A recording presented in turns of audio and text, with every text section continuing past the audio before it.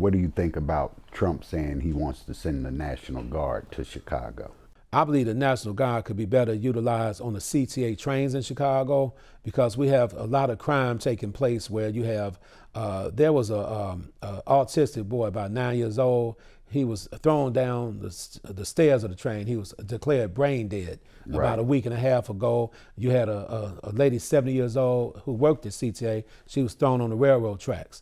And you had some armed security, well, K9 security staff that worked for CTA. The guy was beat up right on the platform of the train. So these are just a few crimes. Crime has increased on the CTA trains over this last year compared to last year. I mean, triple fold. So if the National Guard were to come here, maybe they can just like an extra layer of support, visual, like visible support on the CTA trains. But see, now you have to understand this too. Everybody in the world should understand this. Even though homicides are down by 17% in Chicago right now, the numbers do not mean anything to people that lost their loved ones. So you can talk a good game, try to polish up your presentation when you talk about reduction, which is a good, but you're comparing it to last year or the year before last, but the dynamics have changed this year.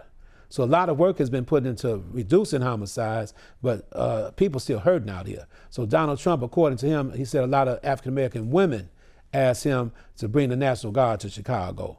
So he was actually responding to some requests from people. And then you have some African-American people that are receptive to the National Guard. My thing is we need a black guard, a black National Guard, of black men and women that are interested in saving lives in their own community and provide us with the resources and let us go to work. Why do you think they wouldn't do such a thing? Well, that comes down to us. That would probably never happen because we've been so stuck with law enforcement and being punitive and being at a point where even some of our own people look for the police to do everything.